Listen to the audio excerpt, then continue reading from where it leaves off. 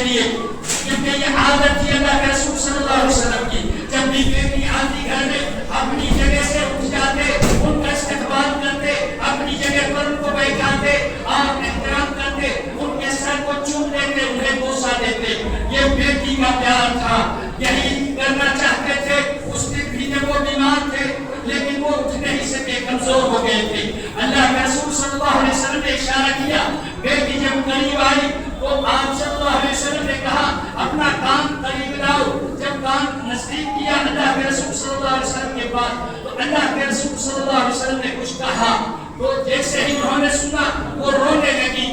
جب کچھ دیر روتی رہی، بلکتی رہی تو اللہ کے رسول صلی اللہ علیہ وسلم نے دوبارہ اشارہ کیا فاطمہ ادھر آؤ. جب دوبارہ انہوں نے جھک کر اب سننا چاہا، آپ صلی اللہ علیہ وسلم نے اپنی بیٹی کے کان میں کچھ کہا.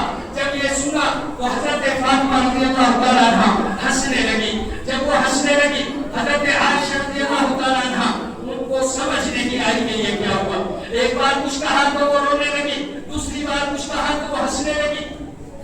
دراصل اللہ کے رسول صلی اللہ علیہ وسلم نے پہلی بار جب انہوں نے کہا تو ان کے کان میں یہ کہا کہ میری بیٹی فاطمہ تم اب بڑی ہو گئی ہو، تمہارا کردار بھی مضبوط ہو گیا ہے، اب میرے ساتھ کی تمہیں ضرورت نہیں. اللہ چاہتا ہے باپ بیٹی میں یہاں جدائی ہو. یہ جو میں بیمار ہوا ہوں اس بیماری سے میں ٹھیک نہیں ہوں گا، اسی بیماری میں دنیا چھوڑ دوں گا، اللہ کو پیارا ہو جاؤں گا، یعنی میری موت ہو جائے گی اسی بیماری میں. جب حضرت فاطمہ رضی اللہ تعالیٰ عنہ نے یہ سنا تو وہ رونے لگی.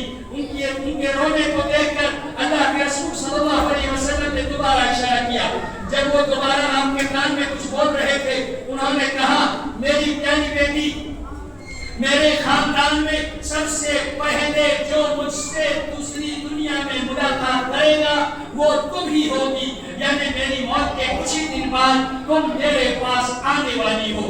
جب یہ سنا حضرت فاطمہ رضی اللہ تعالیٰ عنہ نے تو اس وقت وہ ہنسنے لگی.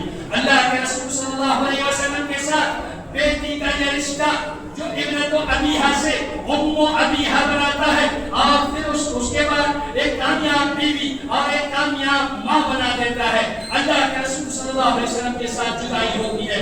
اللہ کے رسول صلی اللہ علیہ وسلم کو جب دفن کیا گیا رات کو قبر کھودی جا رہی تھی اور پاؤں اور کدال چلنے کی آواز آ رہی تھی.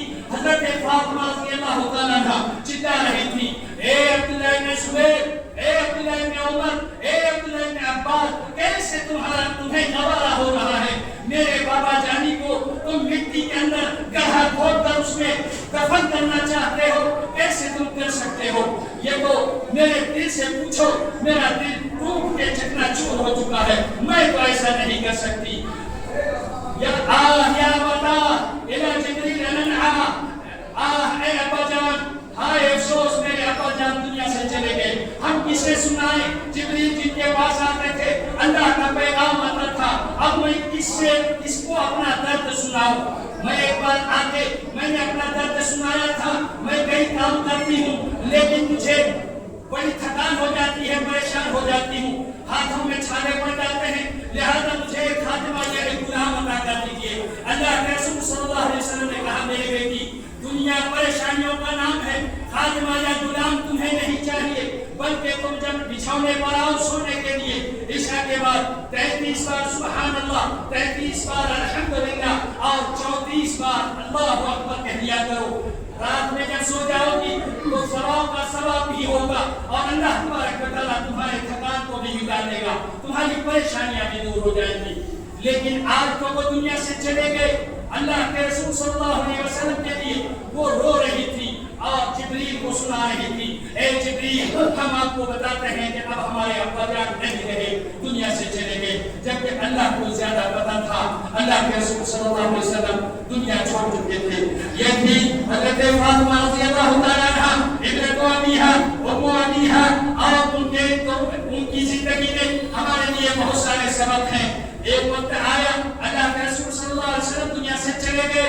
6 مہینے کے بعد بیت النبوہ سے جن کا سب سے پہلے انتقال ہوا وہ سیدہ فاطمہ الزہرا سلام اللہ علیہا رضی اللہ عنہا وارضاہا تھی، جو جو اللہ کے رسول صلی اللہ علیہ وسلم سے صرف 6 مہینے بعد ملی. اس وقت ان کی عمر جب ان کا انتقال ہوا صرف 29 سال کی تھی.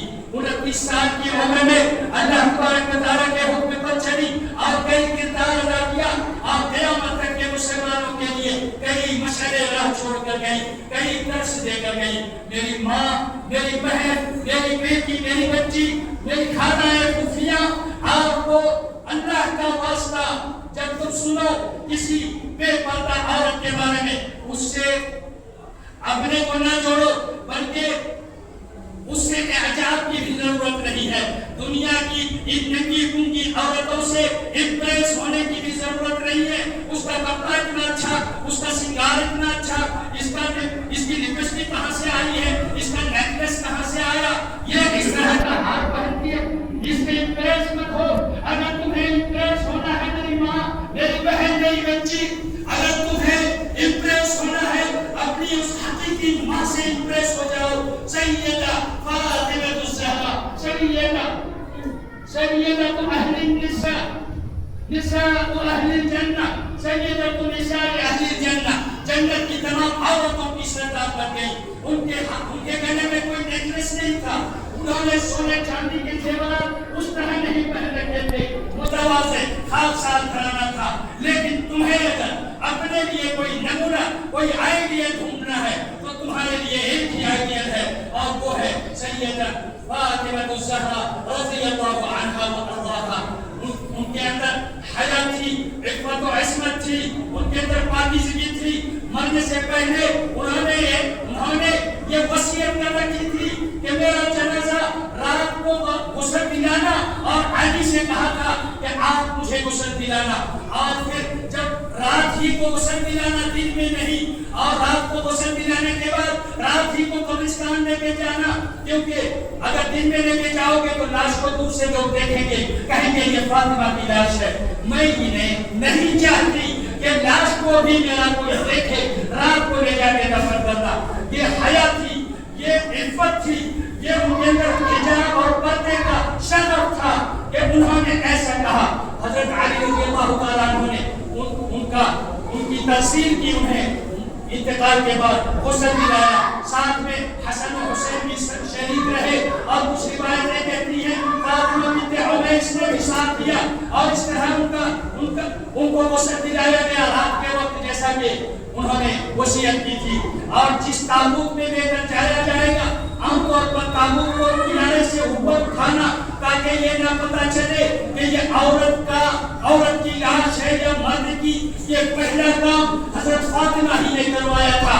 انہوں نے وصیت کی تھی تابوت میں ایسے ہی مت رکھ دینا, دور سے دیکھ کے لگے گا یہ عورت کی لاش ہے, ایسا نہیں ہونا چاہیے. کنارے سے رکھا ہوا رہے گا تابوت تو یہ نہیں پتہ چلے گا کہ یہ مرد کی لاش ہے یا عورت کی ہے. تو اس طرح سے انہوں نے مرنے کے بعد بھی, دنیا سے جانے کے بعد بھی انہوں نے اپنا درس چھوڑا, مشعل راہ بنی علم تک کی عورتوں کے لیے. تو میری مائیں اور بہنیں, اگر اپنے لیے کوئی آئیڈیا تلاش کرنا ہے فاطمہ الزہرا کی زندگی میں ہے. میرے بھائیوں, عزیزوں, دوستوں, اگر آپ کو کوئی آئیڈیا چاہیے دنیا کے اندر تو اس ابنت ابیہا, ام ابیہا, سیدہ فاطمہ الزہرا رضی اللہ تعالی عنہا کے اندر آپ کو ملے گا, اور اسی میں ہمارے لیے دونوں جہان کا خیر ہے, کیونکہ اس راستے پر چل کر وہ دنیا کی میں جنت کی صرف بشارت نہیں بلکہ جنت کی سردار بن جاتی ہے اور اپنے بیٹوں کو بھی سردار بنا دیتی ہے. اگر اس راستے پر ہم چلیں تو یقیناً نجات کو اپنے لیے کہنے کے تو اللہ تبارک و تعالیٰ سے کروا بھی سکتے ہیں. اللہ تبارک و تعالیٰ سے دعا ہے, اے اللہ ہمارے لیے بیت النبوہ کو مشعل راہ بنا دے. نبی کے گھرانے والوں کو ہم اپنا آئیڈیا بنائے, اس کی توفیق عطا فرما. نبی کے گھرانے کو بھی دیکھ کر ہم اپنی زندگی کا دھارا اور رخ موڑے, اس کی توفیق عطا فرما. بارک اللہ علی ولکم فی القرآن العظیم ونفعنی وإياکم بما فیہما من الآیات والذکر الحکیم. اقول ما تسمعون واستغفر اللہ لی ولکم ولسائر المسلمین من كل ذنب فاستغفروه انه هو الغفور الرحیم.